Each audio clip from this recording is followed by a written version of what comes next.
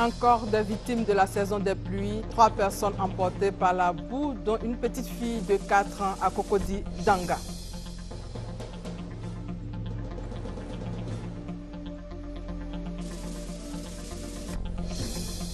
Aujourd'hui, journée mondiale de lutte contre la drépanocytose. Cette maladie génétique touche plus de 50 millions de personnes dans le monde.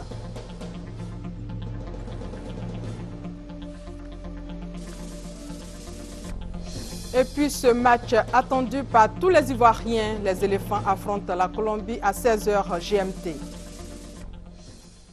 Il est 13h à Abidjan, bienvenue à tous.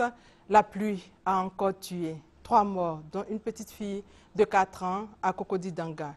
C'est toute une famille entière qui a été emportée par la boue ce matin.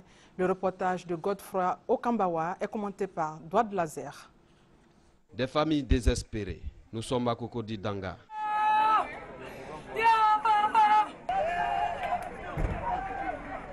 La saison des pluies continue de faire des victimes. La forte pluie du mercredi à jeudi a fait 3 morts dans ce quartier de la commune de Cocody. Au nombre des victimes, une petite fille de 4 ans. Bon, c'était vers les 4 heures là, moins, que le propriétaire de la maison même est venu me réveiller en tant que responsable pour venir que la terre est tombée.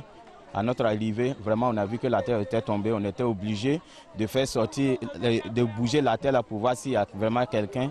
C'est là on a essayé à nos mieux pour faire sortir la terre. Et puis réellement, on a trouvé les 3 corps. Actuellement, même, il y a plein même qui cherchent maison pour essayer de déménager, ceux qui sont dans les bordures là. D'énormes dégâts matériels et des pertes en vies humaines sont causés par les pluies diluviennes qui s'abattent sur la ville d'Abidjan. Les quartiers précaires sont les plus touchés.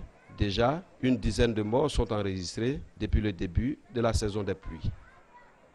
Et les pluies diluviennes ont également tué à Bromakoté, dans la commune d'Atekoubé ce matin. On note 6 morts et 23 blessés selon les sapeurs-pompiers. Et sur le sujet, le gouvernement continue d'insister. Les populations sont invitées à quitter sans délai les zones à risque. Et cette actualité plus heureuse, le match Côte d'Ivoire-Colombie après sa belle entrée face au Japon 2-1 il y a 5 jours. La Côte d'Ivoire affronte aujourd'hui à 16h GMT la Colombie avec l'espoir de se qualifier pour la première fois de son histoire pour les 8e de finale. Et avant ce match décisif, Sabri Lamouchi s'est prononcé en conférence de presse extrait. Tous les Ivoiriens sont des joueurs professionnels. Ils ont l'habitude de jouer devant du grand public à l'extérieur quand on joue en championnat et tout. Donc on sait qu'il y aura plus de supporters colombiens qu'Ivoiriens. Mais je pense que dans notre tête, on est préparé à ça. Et le plus important, c'est de faire le boulot sur le terrain. Du moment où on joue en équipe sur le terrain, je pense qu'il n'y aura pas de problème. La Colombie et la Côte d'Ivoire ne se sont jamais rencontrés dans leur histoire.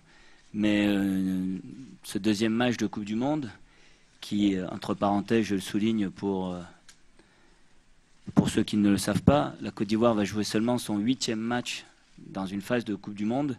Et cette opposition contre la Colombie sera complètement différente de celle contre l'équipe du Japon, de style complètement à l'opposé. On sait que ça sera un match difficile, un match où on n'aura pas forcément beaucoup d'espace, un match où il faudra gagner les duels au milieu pour pouvoir imposer son jeu. Mais nous savons également que nous avons les armes pour rivaliser. Mais il nous faut être attentifs parce que pour parler des joueurs qui constituent cette équipe, il y en a quand même pas mal. On peut parler de l'expérience de Yepes et Zapata en défense centrale, mais surtout du quatuor, malgré l'absence de Falcao, que ce soit Cuadrado, Rodriguez, Ibarbo et Gutiérrez. Le match Côte d'Ivoire-Colombie, c'est donc dans 3 heures. Les éléphants ont eu leur dernière séance d'entraînement. Occasion pour le sélectionneur Sabri Lamouchi de réviser ses schémas tactiques. Le compte-rendu de Daniel Kouebi sur place au Brésil. 15 minutes pour voir les éléphants de Côte d'Ivoire à l'entraînement et essayer de comprendre les schémas tactiques de Sabri Lamouchi en vue du match contre la Colombie. Temps largement suffisant pour les journalistes et reporters qui sont venus nombreux assister à l'entraînement des éléphants d'avant-match.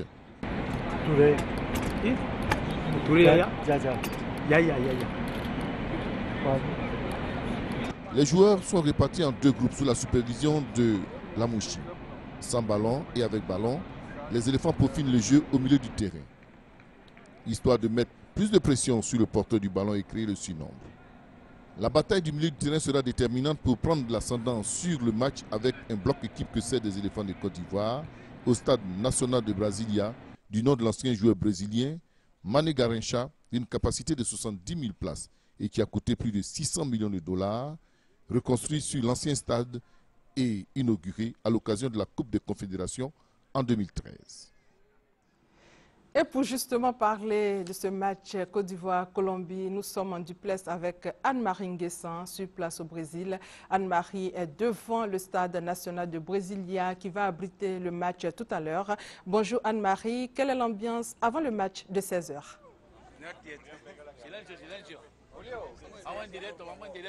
Bon dia Delphine, nous sommes devant le Stade national de Brasilia qui porte aussi le nom du plus grand, de l'un des plus célèbres joueurs brésiliens, Mané Garrincha, le plus grand dribbleur de l'histoire du football brésilien.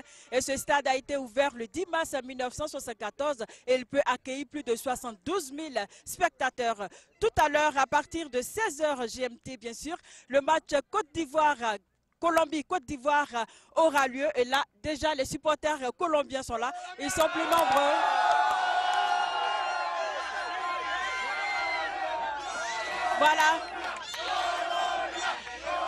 Voilà, nous sommes dans une ambiance vraiment bon enfant. On a quelques supporters ivoiriens, mais là ils sont carrément envahis par les supporters brésiliens. Voilà, les supporters colombiens qui ont carrément envahi Brasilia depuis 2 jours. Voilà, merci à vous Abidjan et puis on se retrouve tout à l'heure dans une autre ambiance avant ce match Colombie-Côte d'Ivoire. Obrigada Delphine. Belle ambiance, merci Anne-Marie. Et rendez-vous donc tout à l'heure à 16h. Et pour ce Mondial 2014, le nouveau style de Didier Drogba attire l'attention des Ivoiriens. Ils ont même créé le concept la Drogbab. Hommes, femmes et enfants arborent fièrement une barbe naturelle ou non à Yopougon. Salif Ouattara était sur le terrain, son constat. Des éléphants supporters se signalent après la victoire de leur équipe 2-1 lors du premier match contre le Japon. La Drogbarbe, c'est le nouveau concept des fans de Didier Drogba. Créé à Yopougon, la Drogbarbe fait allusion à la barbe de Didier Drogba, barbe de maturité et de sagesse pour ses fans. C'est la barbe qui fait peur à l'adversaire, c'est la Drogbarbe. Ça consiste en quoi? Lors des matchs de football de la Côte d'Ivoire, il est question de suivre notre capitaine, notre icône dans son style, le style qu'il a arboré aujourd'hui qui nous porte chance. Gardez la barbe. Enfants, femmes et hommes étaient tous présents à Yopougon Toit Rouge, une manière de soutenir leur capitaine et de galvaniser les éléphants pour leur prochain match qui se joue ce jeudi 18 juin contre la Colombie. Pour la marraine du concept, la barbe de l'attaquant ivoirien porte bonheur à toute l'équipe. Le mercure va monter avec ça. Dieu sait que depuis 92, on souffre sur le terrain. Dieu sait ça.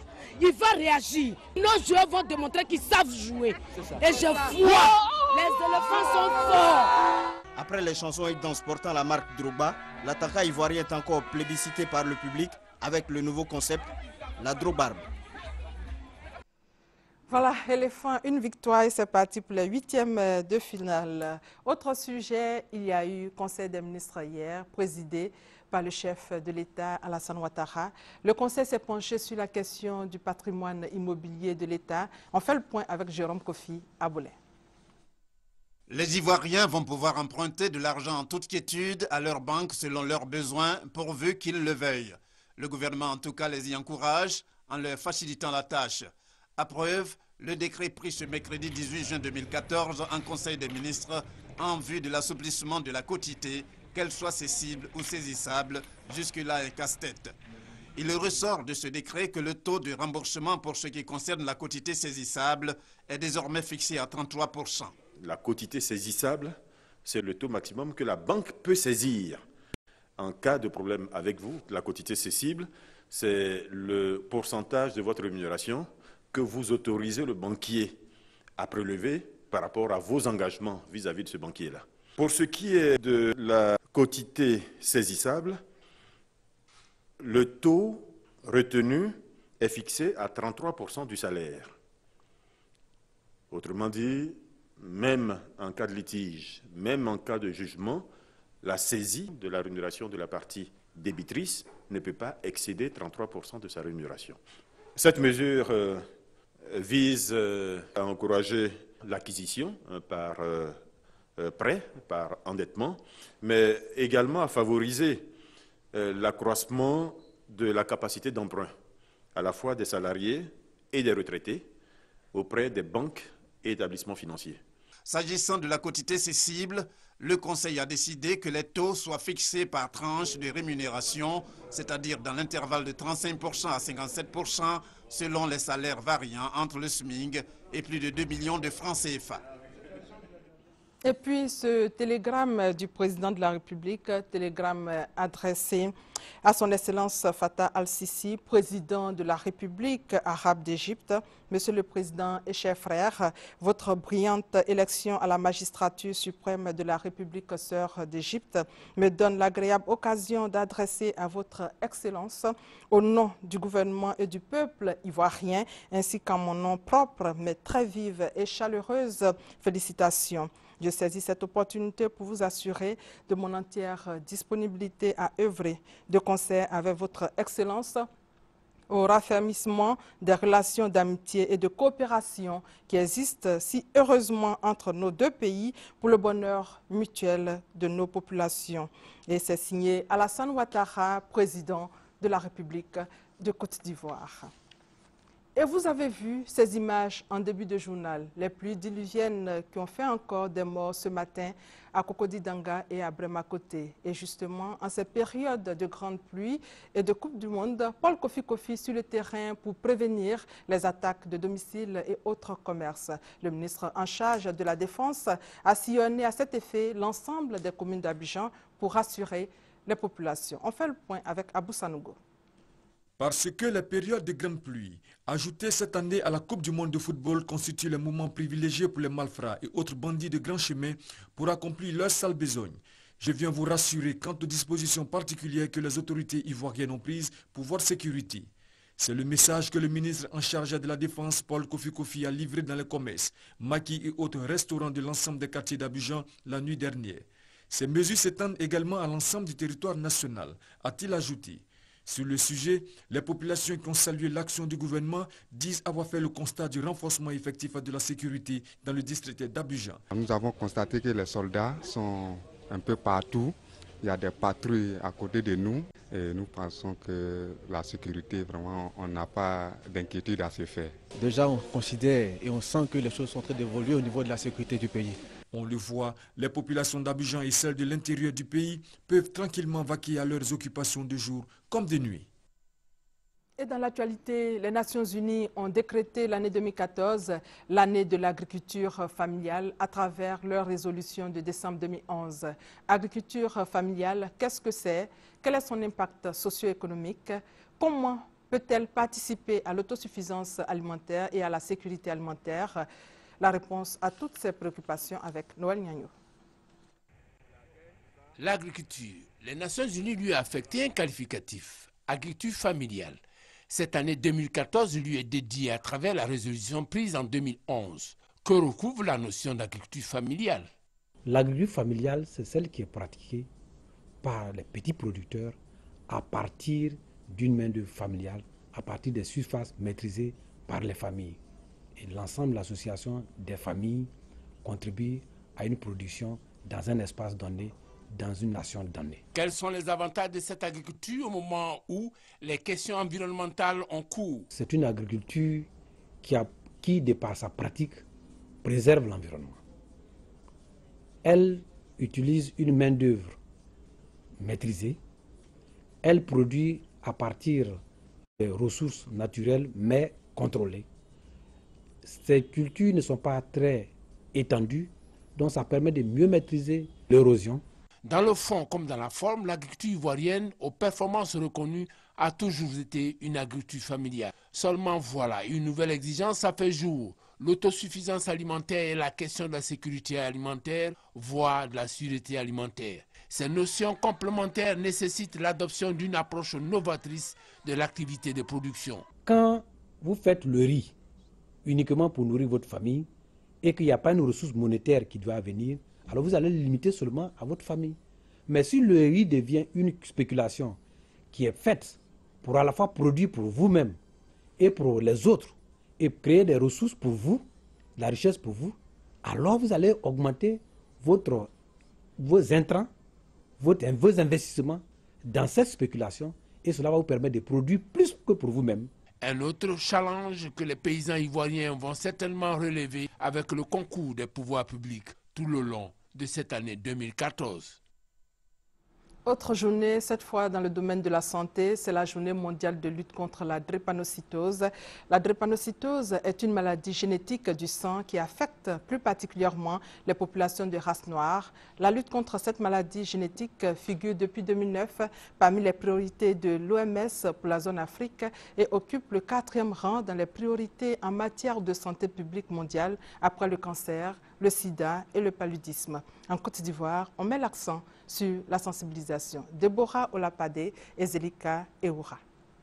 La drépanocytose est une maladie de sang héréditaire caractérisée par l'altération de l'hémoglobine, cette protéine qui assure le transport de l'oxygène dans le sang. La drépanocytose, qui est aussi appelée hémoglobinose S ou encore anémie à cellules falciformes, affecte particulièrement les populations de race noire. Elle se transmet à l'enfant par 2 parents porteurs du gène dépositaire, avec une chance sur 4 que l'enfant fasse la maladie. Les principaux symptômes de la drépanocytose sont l'anémie, des crises douloureuses importantes, surtout osseuses, et qui peuvent être provoquées entre autres par le stress, la déshydratation ou le froid.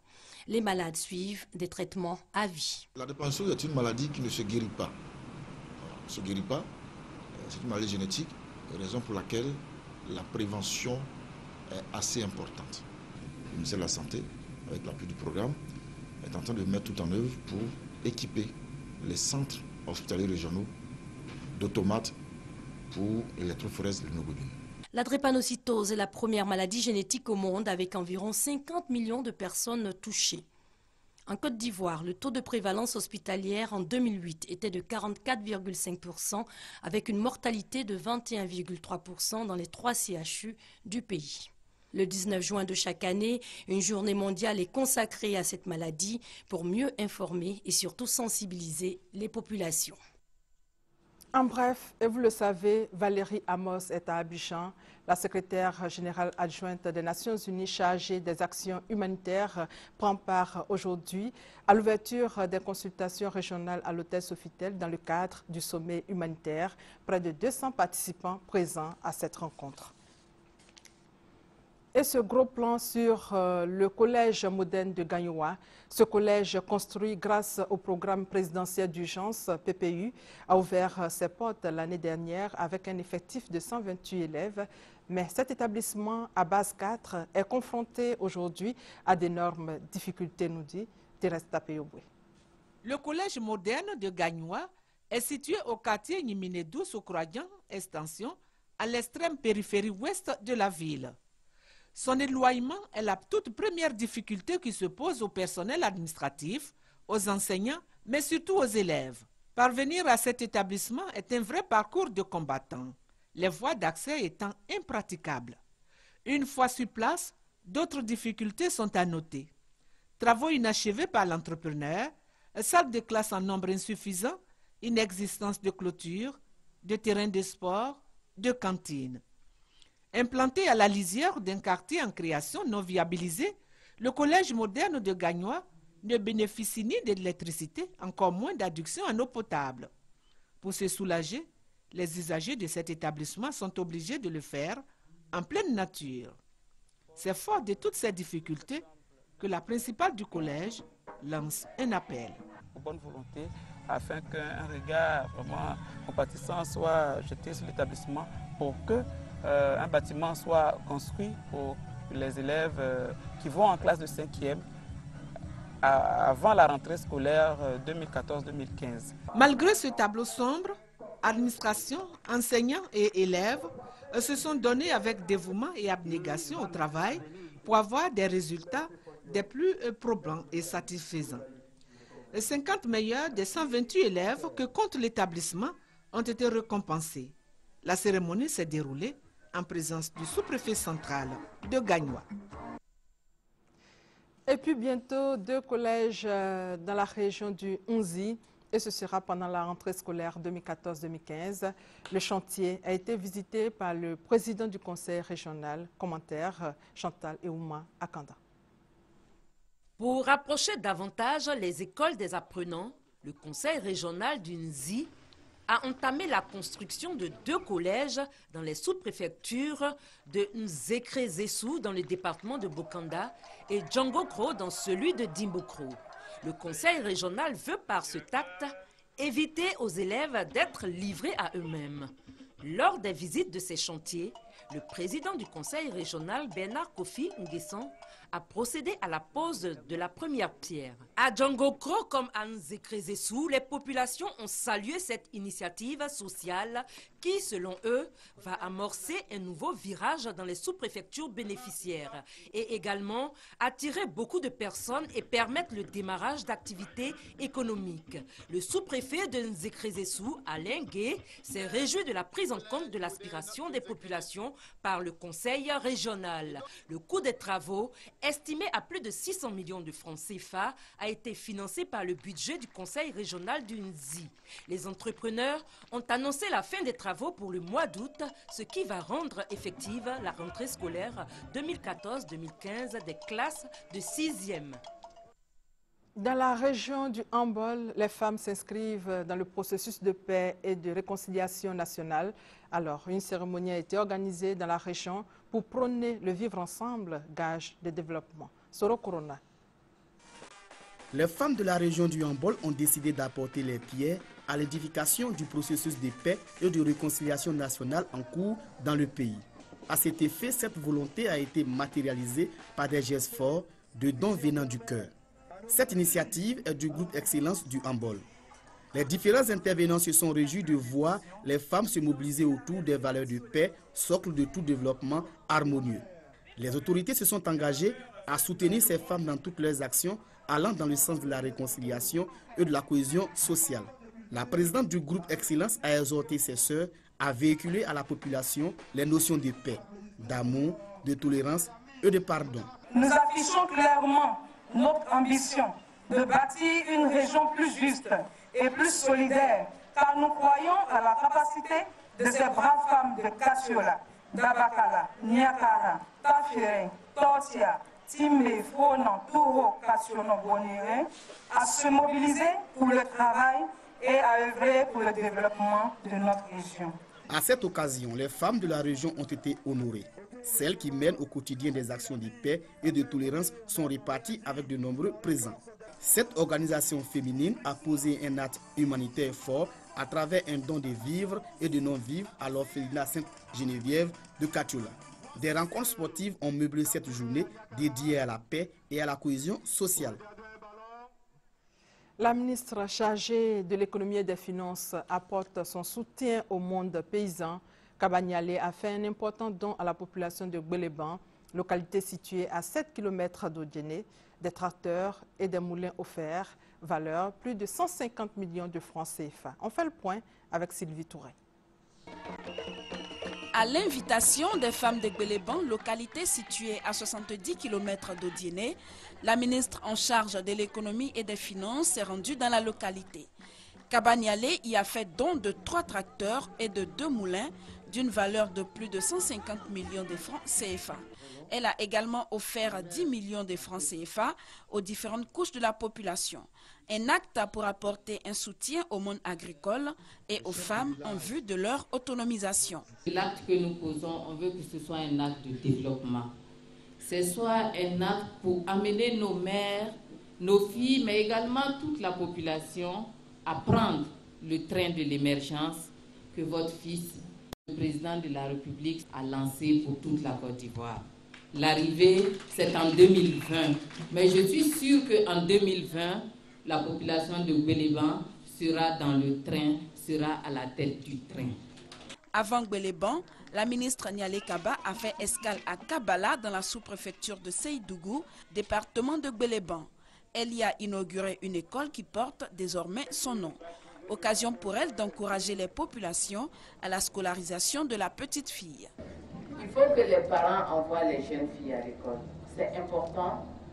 Elles sont aussi intelligentes que les jeunes garçons. Il faut leur donner leur chance. La chance de leur permettre aussi de contribuer au développement du pays, de contribuer aussi au bien-être de la famille. C'est vrai que nos traditions font que les parents ont un peu peur. C'est l'encadrement, à mon avis, qui permet de gérer la suite. L'éducation et l'encadrement que vous allez leur donner. Accompagnée de son collègue des transports, Gaoussou Touré, et de Sita Ouattara, sœur cadette du président de la République, la ministre Niali Kaba a exhorté les cadres et élus du département à s'unir autour d'un idéal commun, le développement de la région. Les entrepreneurs du bâtiment de Côte d'Ivoire s'engagent dans l'effort de reconstruction du pays et veulent contribuer à lutter contre le chômage. Ils ont affiché leur détermination lors d'une cérémonie au centre culturel Jacques de Boaké. Soro Corona pour plus de détails. Les acteurs du secteur du bâtiment et des travaux publics veulent apporter leur contribution à la reconstruction du pays. Une volonté qui passe nécessairement par l'organisation du secteur et surtout la définition d'un plan d'action. La présentation de cette feuille de route a valu le déplacement du Bureau exécutif national de la Confédération des PMI et PME, des bâtiments et des travaux publics de Côte d'Ivoire, à Boaké. Au menu de cette rencontre, le lancement du programme d'action des 5 années à venir, à savoir le recensement, la création de l'annuaire et d'un registre de commerce auprès du tribunal de commerce d'Abidjan, des PMI et PME, des bâtiments et des travaux publics de Côte d'Ivoire. Soro Doté a exhorté les entrepreneurs à participer à la réduction du taux du chômage dans le pays en créant des emplois stables. Il est grand temps que nous puissions essayer de nous organiser. Les PMI déjà qui sont déjà organisés, ils ont élu un président.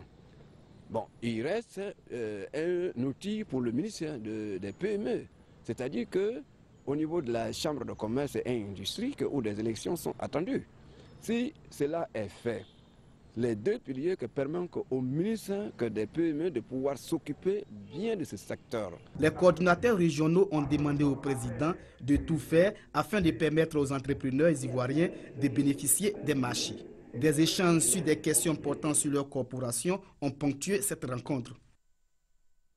Et ici à Abidjan, le palais de la culture doit être livré en juin, mais déjà le ministre de la Culture était sur les lieux pour voir l'état d'avancement des travaux. Ce palais, il faut le rappeler, est fermé pour travaux depuis mars 2013. Patricia Oumou, Etia. 24 milliards de francs CFA. C'est le coût des travaux de réhabilitation et de rénovation du palais de la culture Bernard Dadier de Trècheville. La participation de la Chine dans ce projet de réhabilitation est de 15 milliards de francs CFA. Sur place, le ministre de la Culture se félicite du niveau du travail abattu. Cette visite nous réjouit parce que nous voyons que les équipes sont effectivement au travail. Les travaux sont réalisés déjà à 45%, à un an de la fin des chantiers. Et nous avons pu nous rendre compte des innovations et des améliorations qui sont apportées au chantier. Il annonce par ailleurs que dans le cadre de la coopération culturelle sino-ivoirienne, des techniciens seront envoyés en formation en Chine. Pour terminer, le ministre émet le vœu d'agrandir la salle à Noumambo à hauteur de 6 à 8 000 places assises. Le diplomate chinois invite ses compatriotes à travailler en bonne intelligence avec leurs collègues ivoiriens sur le chantier pour que le délai de livraison de juin 2015 soit respecté. Maintenant, les temps forts de l'actualité sur le continent. Regardez. L'armée nigériane a arrêté 500 personnes soupçonnées de lien avec le groupe islamiste Boko Haram. Ils ont été interpellés mardi dans la région de Port Harcourt alors qu'ils circulaient à bord d'autocars en provenance du nord du pays. Ces arrestations massives inquiètent la communauté musulmane qui redoute un ciblage religieux. Pendant ce temps, les attaques de Boko Haram se poursuivent dans le nord du pays. 21 personnes ont été tuées mardi dans l'explosion d'une bombe à proximité d'une foule qui regardait un match de la Coupe du Monde de football. Un sport dénoncé comme une perversion occidentale par Boko Haram. Le président Jacob Zuma s'inquiète du mauvais état de l'économie sud-africaine. Dans un discours sur l'état de la nation prononcé pour l'ouverture de son second mandat, le président sud-africain admet que la croissance du pays est insuffisante. Elle ne dépasse pas les 2% alors que l'inflation frôle les 7% et de nombreux ménages sud-africains traversent des difficultés. Jacob Zuma pointe les grèves prolongées dans le secteur minier et un approvisionnement en énergie insuffisant. Le procureur général égyptien a ordonné la libération du journaliste d'Al Jazeera, Abdallah El-Chami, pour raison de santé. En grève de la faim depuis 5 mois, Abdallah El-Chami avait perdu, selon sa famille, près de 30 kilos. Il avait été arrêté le 14 août 2013, alors qu'il couvrait la répression sanglante d'une manifestation de partisans pro-Morsi. La justice égyptienne a fixé au 23 juin la date du verdict dans le procès de plusieurs journalistes d'Al Jazeera accusés de soutenir les frères musulmans. Rappelons pour terminer que le match Côte d'Ivoire-Colombie, c'est tout à l'heure à 16h GMT. Bonne chance donc aux éléphants. Et c'est la fin de ce 13h supervisé par Adama Koné. Merci de votre fidélité.